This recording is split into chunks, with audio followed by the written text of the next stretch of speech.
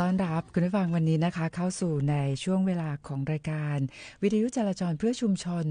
โดยตำรวจภูธรภาค 5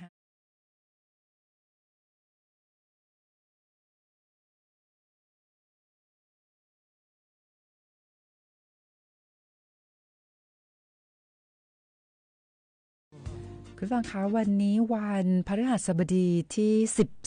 13พฤศจิกายน2568ค่ะวันนี้นะคะตื่นเช้ามาหลายท่านบอกว่าโอ้นะบรรยากาศฤดูหนาวจริงๆเลยนะคะแล้วก็วันนี้ที่เชียงใหม่ก็ไม่น่าจะมีฝนแล้วนะคะก็เราก็เข้าสู่ในช่วงของฤดูหนาวนะคะเช้าอากาศเย็นแต่ว่าตอนกลางวันเนี่ยนะคะก็อากาศร้อนนิดนึงนะคะดังนั้นในช่วงนี้อาจจะมีคุณผู้ฟังพี่น้องประชาชนหลายท่านนะที่อาจจะเป็นหวัดได้นะคะดังนั้นดูแลรักษาสุขภาพด้วยเพราะว่าอากาศเปลี่ยนแปลงนะคะในช่วงนี้ค่ะอยากให้ทุกท่านนะคะมีสุขภาพแข็งแรงสมบูรณ์นะคะแล้วก็เดินทางไปไหนมาไหนก็อยากให้เดินทางด้วยความปลอดภัยค่ะ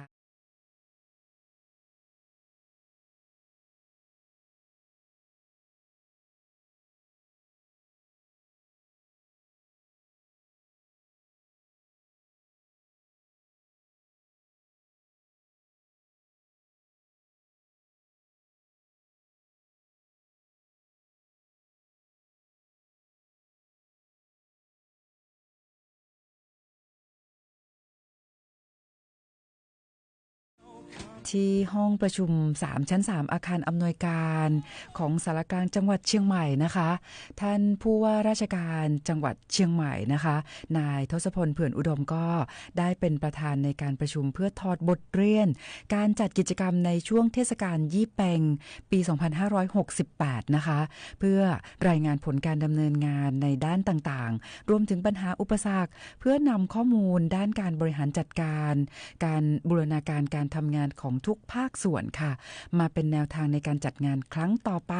ให้สมกับที่ได้รับการยกย่องว่าเป็นงานระดับโลกและสร้างภาพลักษณ์ที่ดีด้านการท่องเที่ยวของจังหวัดเชียงใหม่นะคะซึ่งในที่ประชุมเมื่อวานนี้นะคะเขาก็มีการติดตาม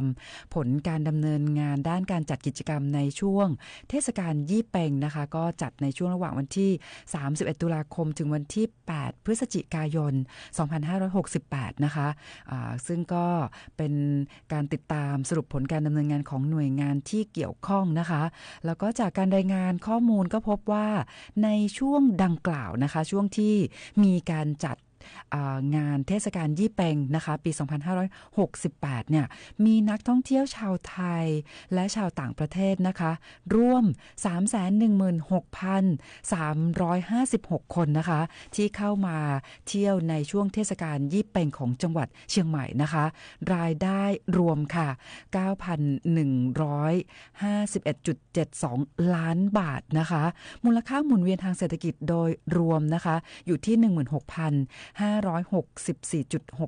ล้านบาทด้วยนะคะแล้วก็มีข้อมูลนะคะเกี่ยวกับในเรื่องของผู้ที่กระทำความผิดเนาะนะคะในเทศกาลยี่เป็งเนี่ยเราก็จะเตือนในเรื่องของการที่จะไม่ไปจุดพลุประทัดในลักษณะของการก่อความเดือดร้อนรำคาญนะคะแต่ก็ยังคงมีผู้ที่กระทำผิดนะคะถูกจับกุมข้อหาจำหน่ายดอกไม้เพลิงนะคะก็ประทัดเนี่ยนะคะ28ราย28คนนะคะแต่ว่าไม่มีการจับกุมเกี่ยวกับการปล่อยโคมลอยโคมไฟนะคะไม่มีการจับกุมนะคะหรือว่าไม่มีการจับกุมเกี่ยวกับในเรื่องของพลุหรือว่าวัตถุอื่นใดที่คล้ายคลึงขึ้นสู่อากาศแล้วก็ไม่มีรายงานอุบัติเหตุการเกิดอัคคีภัยจากการปล่อยโคมลอยแต่อย่างใดค่ะแต่ว่าในเรื่องของปริมาณกระทงนะคะที่พี่น้องประชาชนได้ลอยกระทงกันเนี่ยนะคะก็พบว่าที่บริเวณหน้าประตูระบายน้ำป่าแดดเนี่ยนะคะมีจำนวน 25.13 ตันนะคะซึ่งสำนักงานชลประทานที่1จังหวัดเชียงใหม่เนี่ย ก็จะได้นำไปฝังกลบต่อไปนะคะแล้วก็ในปีนี้นะคะก็ได้รับความร่วมมือจากพี่น้องประชาชนเป็นอย่างดีค่ะในส่วนของรถบริการสาธารณะจากสนามบินไปยังจุดจัดกิจกรรมนะคะมีไม่เพียงพอทำให้นักท่องเที่ยวเนี่ยถึงจุดหมายล่าช้าทางจังหวัดเชียงใหม่ก็จะดำเนินการแก้ไขต่อไปนะคะแต่ว่าเทศกาลยี่เป็งของจังหวัดเชียงใหม่ในปีนี้เนี่ยนะคะสามารถสร้างเม็ดเงินให้กับจังหวัดเชียงใหม่มากขึ้นอย่างมหาศาลเลยค่ะซึ่งส่งผลดีแก่เศรษฐกิจพร้อมกับผลักดันเทศกาลยี่เป็งจังหวัดเชียงใหม่ให้เป็น World Event นะคะเสริมสร้างจังหวัดเชียงใหม่สู่เทศกาลระดับโลกนะคะโอ้โหอันนี้ก็ถือว่าเป็นเรื่องที่น่ายินดีมากๆเลยนะคะคุณผู้ฟังคะวันนี้นะคะเราก็ยังคงมีบทเพลงเพราะๆมาฝากคุณผู้ฟังด้วยนะคะแล้วก็ยังมีข้อมูลข่าวสารนะคะในหลายๆเรื่องนะคะมานำเรียนให้กับคุณผู้ฟังด้วยโดยเฉพาะในเรื่องของการเตือนภัยนะคะแล้วก็ต้อนรับคุณผู้ฟังนะคะที่ให้เกียรติรับฟังรายการผ่านเพจสวทเชียงใหม่ PRD ด้วยนะคะแล้วก็ทักทายเราก็มาผ่านเพจสวทเชียงใหม่ PRD นะคะก็ต้อนรับกันเลยนะคะมีคุณพงศักดิ์นะคะคุณพัชราพรคุณปรีชาบอกว่าในเมืองลำพูนเนี่ยแดดแรงมากเลยนะคะที่เชียงใหม่ก็เหมือนกันค่ะต้อนรับคุณสุรินทร์ด้วยนะคะคุณพี่ดวงรัตน์บอกว่าโอ้โหแม่โจ้นะร้อนมากเลยวันนี้คุณสิริพันธ์ก็ยืนยันอีกท่านหนึ่งว่าที่ดอยสะเก็ดก็ร้อนมากเช่นกันค่ะคุณสิรินันท์นะคะคุณสิริพันธ์นะคะคุณสิริพันธ์จากดอยสะเก็ดบอกว่าที่ดอยสะเก็ดร้อนมากคุณสิรินันท์บอกว่าที่ลำพูนนะคะตอนเช้าเย็นแต่ว่าตอนบ่ายเนี่ยร้อนมากค่ะต้อนรับคุณจัญญาด้วยนะคะคุณสิริพรบอกว่าสันปะตองท้องฟ้าสดใสนะคะแต่ว่าคุณลำดวนรับฟังรายการเราจากลำลูกกาคลอง4ปทุมธานีบอกว่าที่ปทุมธานีนะคะอากาศดีโอ้โหดีใจด้วยนะคะค่ะก็ขอบคุณคุณผู้ฟังทุกท่านเลยนะคะที่ให้เกียรติทักทายเราเข้ามานะคะผ่านเพจสวทเชียงใหม่ PRD ด้วยนะคะก็เดี๋ยวเรายังคงมีบทเพลงเพราะๆมาฝากคุณผู้ฟังรวมไปถึงมีข้อมูลดีๆในหลายๆเรื่องมาฝากคุณผู้ฟังด้วยนะคะคุณผู้ฟังค่ะเมื่อสักครู่นะผู้จัดก็ตอนที่ขับรถมาที่สวทเชียงใหม่นะคะก็เจอคุณพ่อคุณแม่ผู้ปกครองเนาะก็ไปรับบุตรหลานนะคะโดยใช้รถจักรยานยนต์เป็นพาหนะน่ารักมากๆเลยนะคะคุณพ่อคุณแม่เนี่ยเขาก็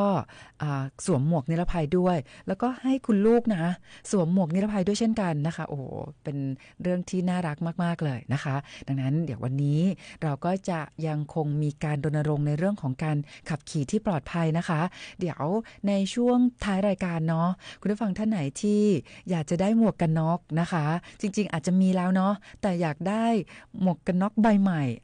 นะคะแต่ต้องขอว่าวันนี้นะคะขอมอบหมวกกันน็อกนะคะให้กับคุณผู้ฟังที่ยังไม่เคยได้รับของรางวัลจากทางรายการมาก่อนนะคะเดี๋ยววันนี้เราก็จะเปิดสายให้กับคุณผู้ฟังในช่วงท้ายด้วยนะคะเดี๋ยวตอนนี้มีอีกหนึ่งบทเพลงมาฝากคุณผู้ฟังด้วยนะคะก็ในช่วงนี้เข้าสู่ในช่วงของฤดูหนาวนะคะตอนเช้าอากาศเย็นกลางวันแดดแรงอากาศร้อนนะคะก็เป็นช่วงที่มีอากาศเปลี่ยนแปลงนะคะก็อยากให้คุณผู้ฟังทุกท่านนะคะมีความสุขด้วยนะคะก็มีอีกหนึ่งบทเพลงมาฝากคุณผู้ฟังนะคะก็มาฟังเพลงนี้กันเลยดีกว่าค่ะ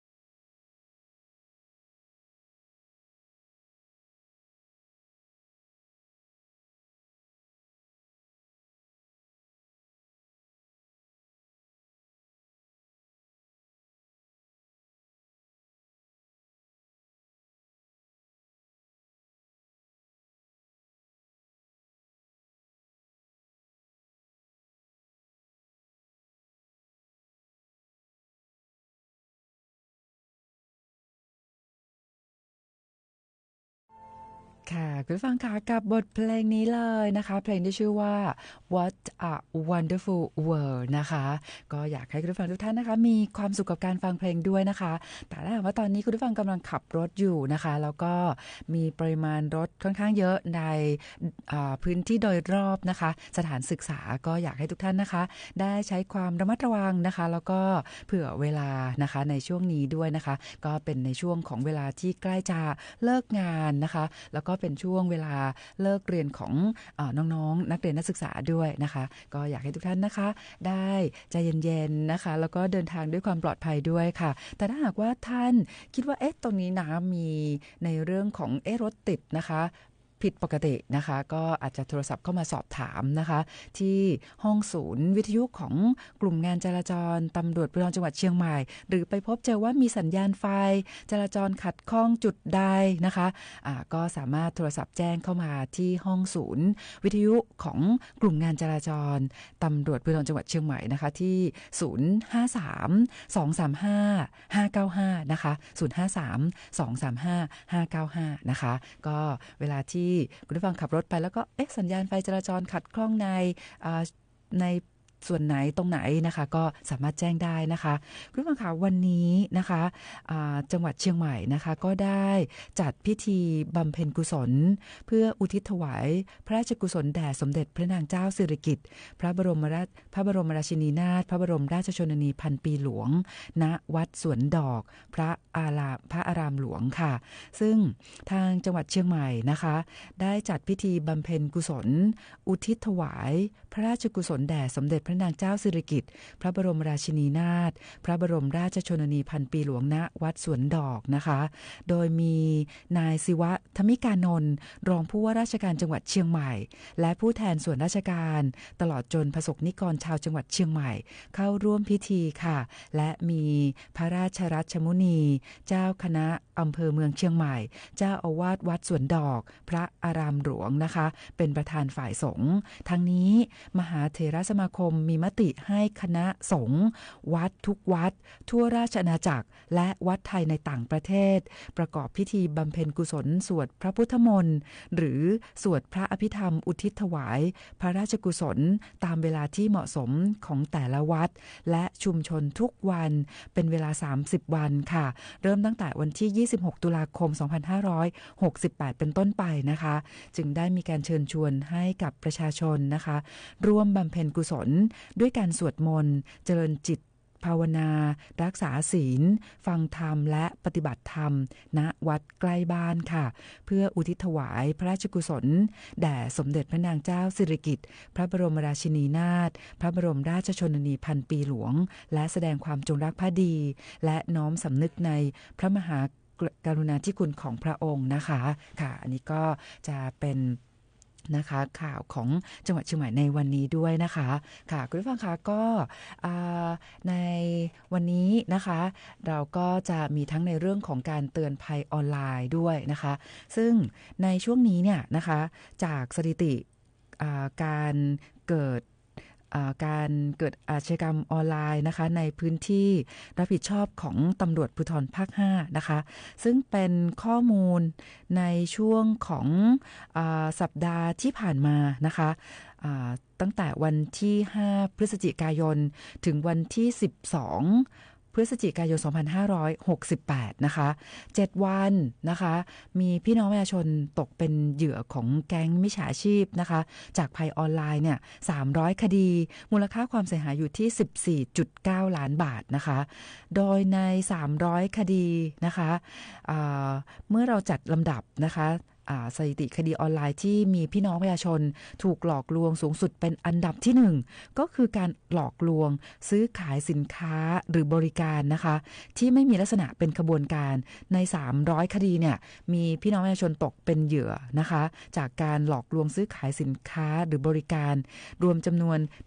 171คดีค่ะมูลค่าความเสียหายอยู่ที่ 1.6 ล้านบาทเศษนะคะ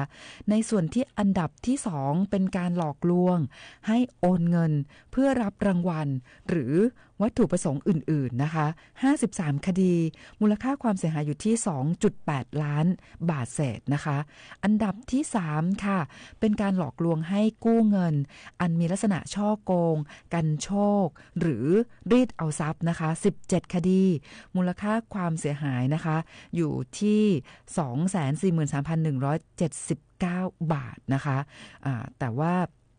อันดับที่4เนี่ยนะคะเป็นการหลอกลวงให้โอนเงินเพื่อทำงานหารายได้พิเศษมีจำนวนคดีเกิดขึ้นนะคะ16คดีแต่ว่ามูลค่าความเสียหายเนี่ยสูงสุดเป็นอันดับที่1เลยก็คือมูลค่าความเสียหายอยู่ที่6ล้านบาทเศษนะคะดังนั้นตัวเลขในตัวนี้เนี่ยก็จะเห็นว่าตอนนี้นะคะมิจฉาชีพเนี่ยนะคะสามารถหลอกลวงพี่น้องประชาชนนะคะในการหลอกลวงให้โอนเงินเพื่อทำงานหารายได้พิเศษนะคะแล้วก็ทำให้มีพี่น้องประชาชนเนี่ยนะคะสูญเสียเงินสูงสุดในช่วงของ7วันที่ผ่านมานะคะถึง6ล้านบาทเศษด้วยกันนะคะแต่พอเรามาดูจำนวนของผู้เสียหายนะคะในอันดับที่2ก็คือการหลอกลวงให้โอนเงินเพื่อรับรางวัลหรือวัตถุประสงค์อื่นๆเนี่ยนะคะซึ่งมีผู้เสียหาย53คดีมูลค่าความเสียหายอยู่ที่ 2.8 ล้านนะคะก็แสดงว่าตอนนี้เนี่ยยังคงมีพี่น้องประชาชนนะคะตกเป็นเหยื่อของแก๊งมิจฉาชีพในลักษณะของการหลอกลวงนะคะให้โอนเงินเพื่อรับรางวัลหรือวัตถุประสงค์อื่นๆก็อย่างเช่นการโทรศัพท์มาบอกว่าเป็นเจ้าหน้าที่การไฟฟ้านะคะส่วนภูมิภาคอำเภอสันทรายนะคะแล้วก็หลอกพี่น้องประชาชนว่าตอนนี้เนี่ยจะมีการมาเปลี่ยนนะคะหม้อไฟจากระบบจานหมุนให้เป็นระบบดิจิทัลนะคะแล้วก็ให้พี่น้องประชาชนนะคะไปนำเอาสำเนาทะเบียนบ้านสำเนาบัตรประชาชนเนี่ยไปติดต่อที่การไฟฟ้านะคะเขาไม่ได้ขอข้อมูลนะแต่บอกว่าเนี่ยให้ไปติดต่อนะคะอาจจะเป็นในวันรุ่งขึ้นนะคะแต่ว่าตอนนี้เนี่ยมีเช็คเนี่ยออกมาแล้วนะคะซึ่งเป็นการคืนเงินประกันหม้อนะคะแล้วก็ขอให้พี่น้องประชาชนเนี่ยแอดไลน์นะคะอันนี้ก็ต้องย้ำเตือนว่าถ้ามีในลักษณะนี้นะคะเป็นการหลอกลวงของแก๊งมิจฉาชีพนะคะก็ให้คุณผู้ฟังพี่น้องประชาชนตัดสายทิ้งเลยนะคะไม่ต้องไปแอดไลน์เพราะว่าถ้าเกิดว่าเราไปแอดไลน์นะคะมิจฉาชีพเนี่ยก็จะใช้โลโก้นะคะเป็นการไฟฟ้าหลอกลวงนะคะแล้วก็จะมีหนังสือการไฟฟ้าที่เขาปลอมขึ้นมาเช็คก็ปลอมขึ้นมานะคะแล้วก็หลอกให้พี่น้องประชาชนเนี่ยนะคะไปเปลี่ยนการตั้งค่านะคะในเน็ตแบงกิ้งจากภาษาไทยเป็นภาษาอังกฤษนะคะแล้วก็หลอกให้เราโอนเงินให้กับแก๊งมิจฉาชีพนะคะอันนี้ก็จะเป็นการหลอกลวงในรูปแบบนี้เลยก็คือการหลอกลวงให้โอนเงินเพื่อรับรางวัลหรือวัตถุประสงค์อื่นๆนะคะหรือจะเป็นการโทรศัพท์มาบอกว่าตอนนี้เนี่ยนะคะพี่น้องประชาชนไปซื้อสินค้านะคะอาจจะเป็นในเรื่องของเครื่องใช้ไฟฟ้าจากห้างสรรพสินค้านะคะซึ่งเราก็ไปซื้อมาจริงนะคะข้อมูลการซื้อข้อมูลรุ่นของเครื่องใช้ไฟฟ้าถูกต้องหมดเลยนะคะก็เหมือนกับที่มิจฉาชีพปลอมมาเป็นเจ้าหน้าที่การไฟฟ้าเขาก็ทำกันบ้านมาหมดเลยนะคะชื่อนามสกุลที่อยู่เบอร์โทรพอมาเป็นในรูปแบบของการหลอกลวงว่าเราเนี่ยไปซื้อเครื่องใช้ไฟฟ้าจากห้างสรรพสินค้ามามิจฉาชีพก็ทำกันบ้านมาครบหมดเลยค่ะนะคะแล้วก็ขอแอดไลน์พอเขาแอบอ้างเป็นเจ้าหน้าที่นะคะของห้างสรรพสินค้าใดเขาก็ใช้โลโก้นั้นนะคะแล้วก็บอกว่าเนี่ยตอนนี้นะเครื่องใช้ไฟฟ้าที่เหยื่อซื้อไปเนี่ยตอนนี้พบว่ามีข้อบกพร่องเนาะดังนั้นเนี่ยจะเอามาคืนไหมถ้าคืนเนี่ยก็จะได้เงินคืน 100% หรือไม่คืนสินค้านะแต่จะได้รับเงินชดเชยเนี่ย 50% ก็จะมาลักษณะแบบนี้อันนี้คือการหลอกลวงแบบนี้เลยค่ะก็คือการหลอกลวงให้โอนเงินเพื่อรับรางวัลหรือวัตถุประสงค์อื่นๆนะคะพอมาลักษณะนี้ถึงแม้จะบอกข้อมูลของเราถูกต้องนะคะแต่ก็นำเรียนให้กับคุณผู้ฟังพี่น้องประชาชนเลยว่าอันนี้คือรูปแบบของแก๊งมิจฉาชีพนะคะอย่าได้หลงเชื่อนะคะก็ถ้ามาโทรลักษณะแบบนี้นะคะตัดสายทิ้งไปเลยนะคะรวมไปถึงแอบอ้างเป็นเจ้าหน้าที่ตำรวจเจ้าหน้าที่จาก DSI นะคะเรามีคนเอาข้อมูลไปใช้ตอนนี้ถูก แจ้งความดำเนินคดีข้อหาฟอกเงินบ้างละนะคะเป็นการช่อโกงบัญชีม้าบ้างละนะคะก็ขอแอดไลน์นะคะวิดีโอคอลในการแจ้งข้อกล่าวหาเป็นการรับแจ้งความออนไลน์ลักษณะแบบนี้ตัดสายทิ้งเลยนะคะอย่าได้หลงเชื่อนะคะแล้วก็สำหรับในรูปแบบที่มีพี่น้องประชาชนเนี่ยถูกหลอกลวงสูงสุดเป็นอันดับที่ 1ก็คือการหลอกลวงซื้อขายสินค้าหรือบริการนะคะการหลอกลวงประเภทนี้นะคะก็ถึงแม้ว่าจำนวนมูลค่าความเสียหายเนี่ยไม่มากเนาะนะคะ171รายในช่วง7วันที่ผ่านมามูลค่าความเสียหายอยู่ที่ 1.6 ล้านนะคะแต่ก็ต้องย้ำเตือนว่าในเรื่องของการหลอกลวงลักษณะแบบนี้เนี่ยนะคะวิธีการป้องกันก็คือเวลาที่เราจะช้อปปิ้งออนไลน์นะคะหากว่าเราไปเลือกใช้บริการผ่านแพลตฟอร์มที่น่าเชื่อถือนะคะก็จะมีการรับประกันเนาะอย่างเช่นเราได้รับสินค้าไม่ตรงปกนะคะหรือว่าเราไม่พึงพอใจสินค้าที่ได้รับหรือเราไม่ได้รับสินค้านะคะแพลตฟอร์มที่น่าเชื่อถือเนี่ยเขาจะเป็นตัวกลางในการช่วยให้เราเนี่ยได้รับเงินคืนนะคะแต่ถ้าหากว่าเราไปซื้อผ่านเพจต่อทั่วไปเนี่ยนะคะซึ่งตอนนี้เนี่ยมิจฉาชีพก็จะปลอมเพจมากเลยนะคะเพจโดยส่วนใหญ่เนี่ยจะเป็นเพจที่ถูกปลอมนะคะดังนั้นวิธีการที่จะช่วยให้กับคุณผู้ฟังพี่น้องประชาชนเนี่ยตรวจสอบนะคะว่าหมายเลขบัญชีธนาคารนะคะหรือว่าเพจเนี่ยจริงหรือปลอมตอนนี้เนี่ยทางสำนักงานตำรวจแห่งชาตินะคะก็มีตัวแอปพลิเคชันที่จะให้คุณผู้ฟังพี่น้องประชาชนเนี่ยใช้เป็นตัวช่วยในการตรวจสอบนะคะไม่ว่าจะเป็นหมายเลขโทรศัพท์หมายเลขบัญชีธนาคารชื่อเว็บไซต์ชื่อ Facebook เพจต่างๆนะคะก็เชิญชวนให้ทุกท่านนะคะดาวน์โหลดตัวแอปพลิเคชันที่ชื่อว่า Cyber Check นะคะ Cyber ก็ CYBER Check ก็ CHECK นะคะแต่ว่าการดาวน์โหลดเนี่ยจะต้องไปดาวน์โหลดผ่าน Google Play นะคะหรือว่า App Store เท่านั้นนะคะเราจะไม่ไปดาวน์โหลดอะไรที่แนบมากับลิงก์นะคะ SMS ต่างๆนะคะเราจะไม่ไปดาวน์โหลดนะคะแต่ว่าเราจะดาวน์โหลดผ่าน Google Play หรือว่า App Store เท่านั้นนะคะดาวน์โหลดตัวแอปพลิเคชันที่เป็นตัวช่วยให้กับคุณผู้ฟังพี่น้องประชาชนในการตรวจสอบข้อมูลนะคะก่อนที่เราจะไปโอนเงินนะคะก็คือดาวน์โหลดตัวแอปพลิเคชันที่ชื่อว่า Cyber Check นะคะอันนี้ก็จะเป็นอีกหนึ่งตัวช่วยที่ช่วยให้กับคุณผู้ฟังพี่น้องประชาชนเนี่ยนะคะตรวจสอบข้อมูลนะคะหมายเลขโทรศัพท์เบอร์โทรนะคะชื่อเว็บไซต์ชื่อในเรื่องของFacebook เพจต่างๆนะคะอันนี้ก็จะเป็นตัวที่กรองให้เราว่าเอ๊ะเป็นมิจฉาชีพหรือเปล่านะคะเอาละค่ะคุณผู้ฟังคะเดี๋ยวก่อนที่เราจะไปสัมภาษณ์ท่านสารวัตรจราจรนะคะจากกลุ่มงานจราจรตำรวจภูธรจังหวัดเชียงใหม่นะคะก็จะมีอีกหนึ่งบทเพลงจริงๆแล้วเพลงนี้เนี่ยติดค้างคุณผู้ฟังไว้เมื่อวานนี้ค่ะวันนี้ก็จะขอเปิดให้ในวันนี้เลยนะคะกับผลงานเพลงของ Carpenters นะคะเพลงที่ชื่อว่า Yesterday Once More ค่ะ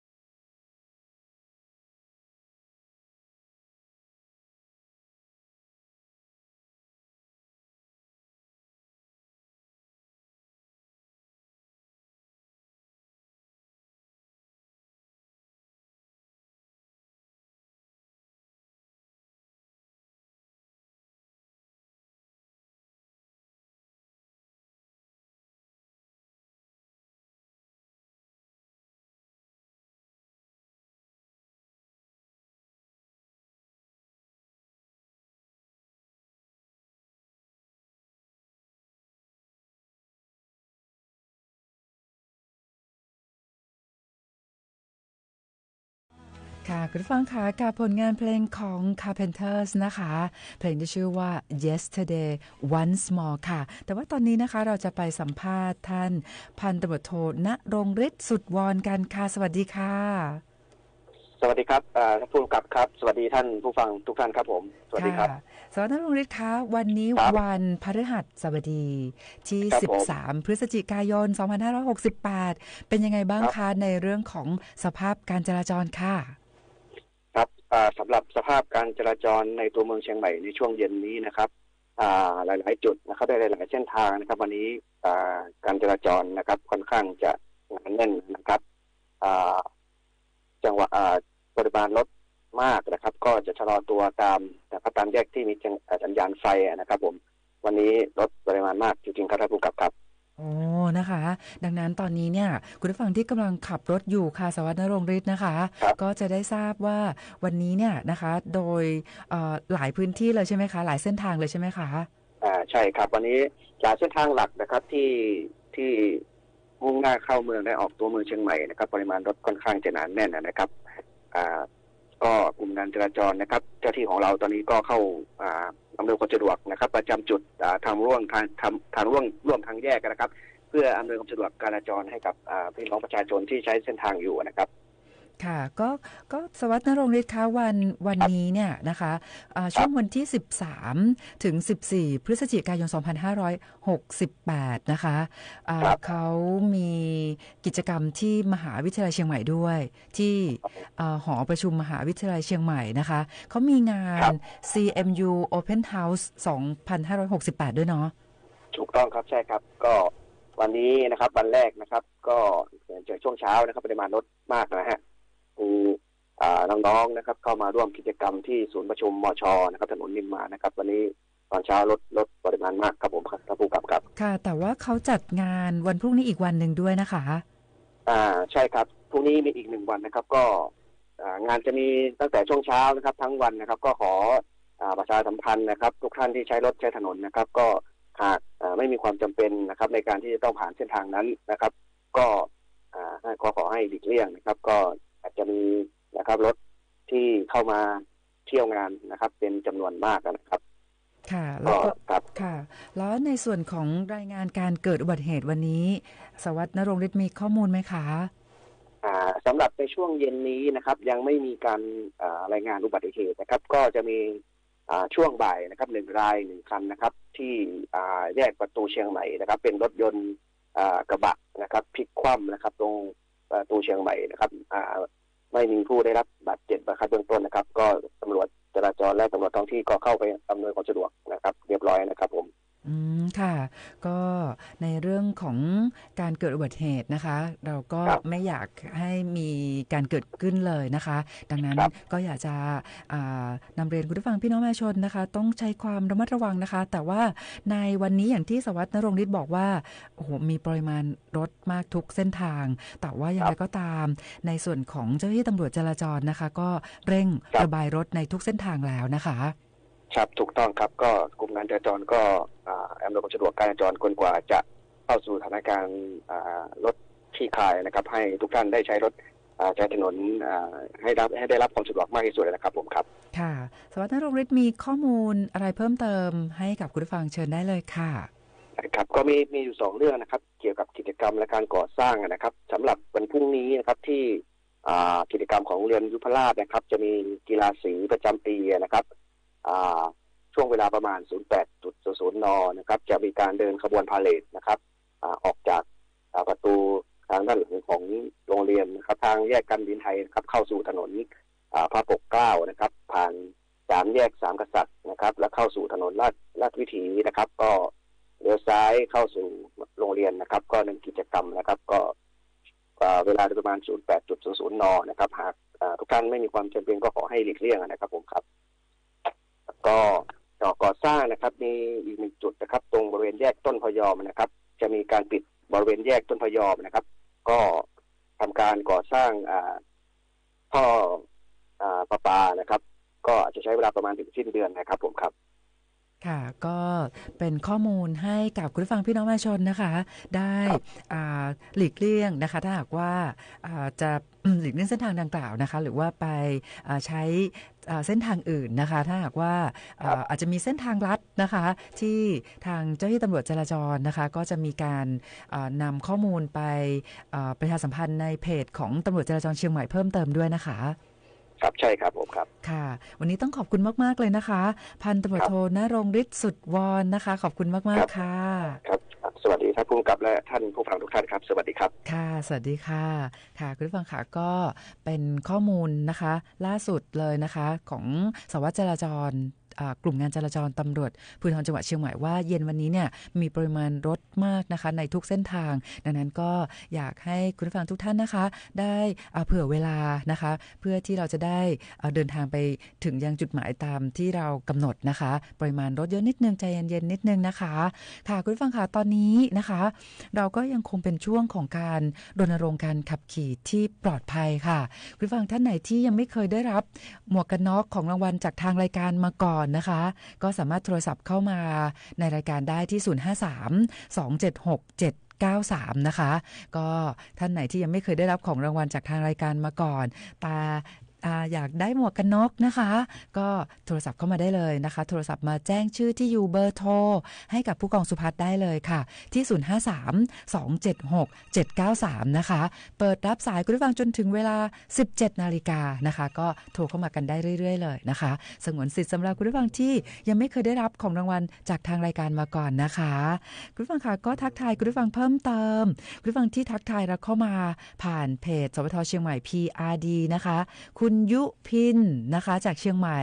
คุณสุทัศน์บอกว่าที่สันปะตองเนี่ยตอนเช้าอากาศเย็นตอนบ่ายร้อนนะคะคุณสุรินทร์จากนครศรีธรรมราชนะคะบอกว่าที่นครศรีธรรมราชเนี่ยครึ้มฝนแต่ว่าอากาศร้อนนะคะแล้วก็ต้อนรับคุณฤทธิ์จากเชียงใหม่ด้วยค่ะเอาละค่ะขอบคุณคุณผู้ฟังนะคะที่ทักทายเราเข้ามาแล้วก็นำข้อมูลนะคะมาให้กับคุณผู้ฟังทุกท่านได้รับทราบข้อมูลในแต่ละพื้นที่ด้วยนะคะคุณผู้ฟังค่ะตอนนี้นะพูดถึงการเตือนภัยนะคะตำรวจไซเบอร์เนี่ยเขาก็เตือนนะคะให้คุณผู้ฟังพี่น้องประชาชนเนี่ยระวังมิจฉาชีพค่ะใช้กลโกงทำภารกิจแลกเงินรางวัลนะคะซึ่งก็สอดคล้องกับสถิติคดีที่เกิดขึ้นในช่วงของ7วันที่ผ่านมาในพื้นที่รับผิดชอบของตำรวจภูธรภาค5นะคะซึ่งมิจฉาชีพเนี่ยก็หลอกลวงนะคะให้ทำงานเพื่อที่จะได้รับเงินพิเศษนะคะแต่จริงๆแล้วเนี่ยก็หลอกให้เราไปโอนเงินให้กับ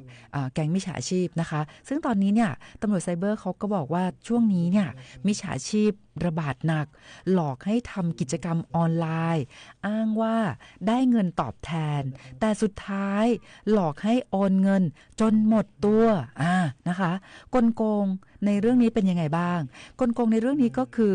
1. โพสต์รับงานนะคะหลอกว่าเป็นงานรีวิวโปรโมทสินค้านะคะกลโกงเป็นแบบนี้เลยนะคะเขาก็จะมีการโพสต์ในเพจต่างๆนะคะบอกว่าเนี่ยเป็นงานง่ายนะคะก็เหมือนเดิมเลยงานง่ายรายได้ดีนะคะแค่ไปรีวิวหรือว่าไปโปรโมทสินค้าอันนี้เป็นแบบนี้เลยนะแล้วก็ให้จ่ายเงินครั้งแรกนะคะจ่ายเงินครั้งแรกบอกซึ่งเป็นการทำให้เหยื่อเนี่ยหลงเชื่อนะคะว่าโอนแล้วเนี่ยจะได้ค่าตอบแทนนะคะแล้วก็จะเป็นการชวนให้ทำภารกิจนะคะก็คือบอกว่าต้องโอนเงินเพิ่มเพื่อที่จะปลดล็อกเงินนะคะนอกจากนั้นแล้วก็พอเราโอนเงินไปมากขึ้นนะคะก็จะบอกว่าระบบขัดข้องต้องโอนเงินเข้ามาเพิ่มอีกเพื่อที่จะแก้ไขไปทำบกพร่องนะคะไปทำไม่ถูกขั้นตอนมาเป็นแบบนี้เลยนะคะก็พอเหยื่อก็เสียดายเงินที่โอนไปก่อนหน้าก็เลยต้องทำตามก็คือไปโอนเงินเพิ่มคือซึ่งในรูปแบบของกลโกงตรงนี้เนี่ยจะมีหน้าม้าเนี่ยเข้ามากดดันด้วยนะคะก็จะเป็นหน้าม้าที่เป็นแก๊งมิจฉาชีพทั้งหมดเลยนะคะก็จะมากดดันดังนั้นเนี่ยจุดสังเกตในเรื่องนี้นะคะก็คือมิจฉาชีพนะคะเขาจะใช้ความโลภความหวังความเชื่อใจหลอกให้ลงทุนนะคะแล้วก็อ้างนะคะแอบอ้างการใช้แอปพลิเคชันแพลตฟอร์มจริงอย่างเช่นแอปขายของนะคะแล้วก็มีการย้ำว่าไม่โกง หรือว่าทำตามระบบเพื่อดึงเวลานะคะดังนั้นวิธีการป้องกันในเรื่องนี้ก็คืออย่าเชื่อค่ะนะคะงานง่ายรายได้ดีไม่มีอยู่จริงนะคะแล้วก็อย่าเชื่อคำว่าได้โบนัสนะคะค่าคอมเงินคืนนะคะไม่มีนะคะแล้วก็อย่าโอนเงินก่อนทำงานหรือว่าปลดล็อกใดๆอย่างเช่นก็จะมีรูปแบบของการหลอกบอกว่าเนี่ยการจะไปทำภารกิจจะไป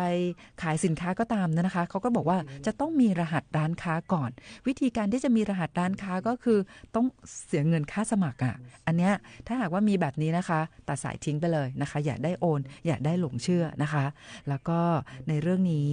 ก็ยังคงมีการหลอกลวงนะคะจากมิจฉาชีพอีกหลากหลายรูปแบบนะคะดังนั้นหลักนะคะก็คืองานง่ายรายได้ดีไม่มีอยู่จริงนะคะการลงทุนที่ให้ผลตอบแทนสูงเกินจริงก็ไม่มีอยู่จริงค่ะนะคะของดีนะคะแต่ราคาถูกเลยนะคะก็ไม่มีอยู่จริงเช่นกันนะคะก็มาย้ำเตือนให้กับคุณผู้ฟังพี่น้องประชาชนได้รู้เท่าทันกลโกงของแก๊งมิจฉาชีพกันนะคะเอาละค่ะคุณผู้ฟังคะในตอนนี้นะคะเรายังคงอยู่ในช่วงของการรณรงค์การขับขี่ที่ปลอดภัยค่ะก็มีหมวกกันน็อกหรือว่าหมวกนิรภัยเนี่ยมาแจกให้กับคุณผู้ฟังส่งตรงถึงบ้านนะคะดังนั้นวันนี้คุณผู้ฟังที่ยังไม่เคยได้รับของรางวัลจากทางรายการนะคะวิทยุจราจรเพื่อชุมชนโดยตำรวจภูธรภาค 5มาก่อนนะคะท่านสามารถโทรศัพท์เข้ามาแจ้งชื่อที่อยู่เบอร์โทรให้กับผู้กองสุพัฒน์ได้จนถึงเวลา 17 นาฬิกานะคะและสำหรับในวันพรุ่งนี้ค่ะคุณผู้ฟังค่ะวันพรุ่งนี้เป็นวันศุกร์นะคะเป็นวันแห่งความสุขดังนั้นวันพรุ่งนี้นะคะเราก็จะมีความสุขด้วยการฟังเพลงเพราะๆด้วยกันแล้วก็มีกิจกรรมแจกของรางวัลด้วยกันนะคะไม่ว่าคุณผู้ฟังที่รับฟังผ่านคลื่นความถี่ FM 93.25 เมกะเฮิรตซ์นะคะหรือว่าคุณผู้ฟังที่รับฟังผ่านเพจสวทเชียงใหม่ PRD วันพรุ่งนี้เราก็จะให้วันศุกร์นะคะเป็นวันแห่งความสุขให้กับคุณผู้ฟังด้วยกันนะคะเอาละค่ะคุณผู้ฟังคะมาถึงช่วงสุดท้ายของรายการแล้วนะคะคุณผู้ฟังสามารถโทรศัพท์เข้ามาแจ้งชื่อที่อยู่เบอร์โทรนะคะสำหรับคุณผู้ฟังที่อยากได้หมวกกันน็อกเนาะแต่ไม่เคยได้รับของรางวัลจากทางรายการมาก่อนนะคะโทรได้จนถึงเวลา 17 นาฬิกาค่ะแต่ว่าตอนนี้นะคะเราก็จะมาฟังเพลงในช่วงท้ายรายการกันนะคะก็ย้ำเตือนให้คุณผู้ฟังพี่น้องประชาชนนะคะเดินทางด้วยความปลอดภัยช่วงนี้รถเยอะนะคะโดยเฉพาะในช่วงชั่วโมงเร่งด่วนทั้งภาคเช้าแล้วก็ภาคเย็นดังนั้นต้องเน้นย้ำให้คุณผู้ฟังนะคะเผื่อเวลาด้วยค่ะนะคะแล้วก็ใจเย็นๆนิดนึงนะคะแต่หากว่ามีเรื่องขอความช่วยเหลือนะคะท่านสามารถที่จะโทรศัพท์เข้ามาที่สายด่วน191ได้ตลอดเวลา24ชั่วโมงค่ะวันนี้เราจะจากลากันนะคะด้วยบทเพลงนะคะที่ชื่อว่า New Heart นะคะแล้ววันพรุ่งนี้จะกลับมาพบกับคุณผู้ฟังใหม่นะคะสำหรับวันนี้ขอบคุณและสวัสดีค่ะ